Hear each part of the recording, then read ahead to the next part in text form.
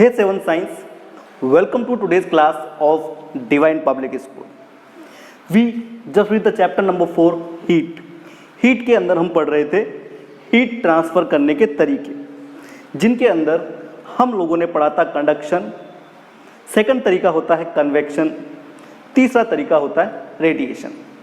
आज हम बात करेंगे कन्वेक्शन के बारे में। कन्वेक्शन क्या है, इसकी डेफिनेशन को समझने से पहले आपको इस डायग्राम की तरफ ध्यान से देखना है। इस डायग्राम के अंदर एक मेटल का वाटर टैंक है जिसमें पानी भरा हुआ है। पानी भरा हुआ है, नीचे से इसको अपन ने आग लगा दी है ताकि पानी गर्म हो सके। अब आप लोग ध्यान से यहाँ डायग्राम की तरफ देखिए, ये जो हीट से कांटेक्ट वाला पानी है ये धीरे धीरे पहले गर्म होगा और गर्म होने के बाद ये ऊपर की तरफ उठेगा। हम लोग जानते हैं जब मॉलिक्यूल्स को या पार्टिकल्स को एनर्जी मिलती है तो वो अपनी जगह से मूव करते हैं। ये वाला जो पार्ट है गर्म होने के बाद एक्सपेंड होकर ऊपर की तरफ आ जाएगा। इसी तरह ये जो ठंडा वाला पार्ट है उस फ्लो के कारण नीचे की तरफ आएगा। इससे एक सर्कल बन जाएगा, एक करंट बन जाएगा जिसको हम कहते हैं कन्वेक्शन करंट। और थोड़ी देर के अंदर फिर नीचे वाला पार्ट गर्म होकर ऊपर की तरफ जाएगा, ठंडा पार्ट डेंसिटी कम होने के कारण नीचे आ जाएगा, फिर नीचे वाला पार्ट गर्म होकर ऊपर जाएगा, तो एक सर्कुलर मोशन बन जाएगा। तो ये जो लिक्विड्स का और गैसेस के मॉलिक्यूल्स होते हैं इस तरीके से हीट को ट्रांसफर करते हैं। The transfer of heat due to movements of the molecules of the medium is called convection. ये जो चीज है इसे ही कन्वेक्शन कहा जाता है। अब ध्यान से देखिए, ये कन्वेक्शन ओनली लिक्विड्स और गैसेस में होता है। अब सवाल ये आता है लिक्विड्स में और गैसेस में क्यों होता है। लिक्विड्स में और गैसेस में ये इसलिए होता है क्योंकि सॉलिड के जो पार्टिकल्स होते हैं वो अपनी पोजीशन पे काफ़ी मजबूती से बंधे हुए रहते हैं। वो इस तरह से नॉर्मल टेम्परेचर देने पर अपनी जगह को नहीं छोड़ते। सो मोस्ट प्रोबेबली कन्वेक्शन किस में होता है, ओनली लिक्विड और गैसेस के अंदर।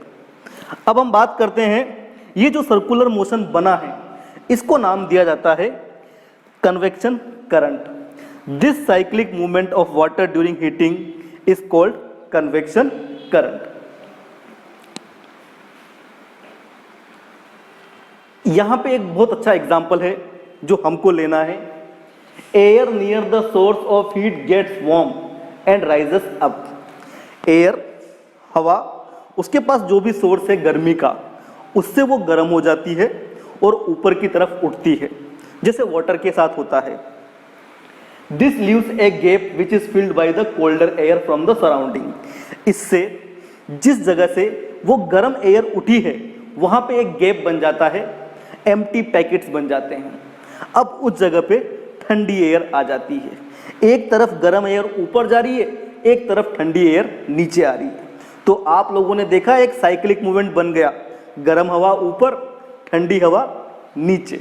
तो इस कन्वेक्शन करंट के कारण हमें कुछ रिजल्ट मिलता है और हवा गर्म हो जाती है पूरी की पूरी।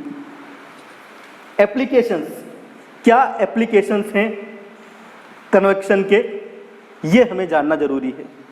सबसे पहला है वेंटिलेशन इन रूम्स। वेंटिलेशन इन रूम्स, अगर कमरों के अंदर वेंटिलेशन है तो फ्रेश हवा अंदर आती है और जो हवा गर्म हो चुकी है वो बाहर निकल जाती है। एक कन्वेक्शन करंट चलता रहता है, फ्रेश हवा अंदर आती है, गर्म हवा बाहर निकल जाती है, गर्म हवा अंदर आती है, ठंडी हवा बाहर निकल जाती है। इससे हमेशा कमरे के अंदर एक फ्रेशनेस का फील होता है। Land and sea breeze, land and sea breeze ये एक बहुत बढ़िया एग्जाम्पल है कन्वेक्शन को समझने का।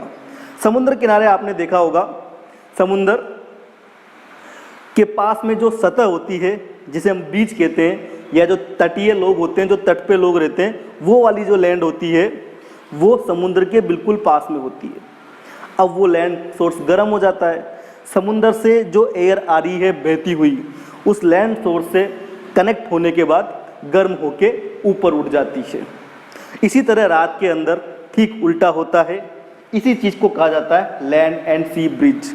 रात को वो गर्म हवा फिर समुद्र की तरफ ट्रांसफर चल जाती है, एक साइक्लिक मूवमेंट बन जाता है। तो ये आपके सामने दो एप्लीकेशंस हैं कन्वेक्शन की। इसीलिए समुद्र के आसपास जो लोग रहते हैं उन्हें बहुत ज़्यादा सर्दी या बहुत ज़्यादा गर्मी का एहसास कभी नहीं होता। उन लोगों का जो एटमॉस्फेयर रहता है वो फिक्स्ड होता है, कांस्टेंट होता है। तो ये था हीट ट्रांसफर का एक तरीका, कन्वेक्शन।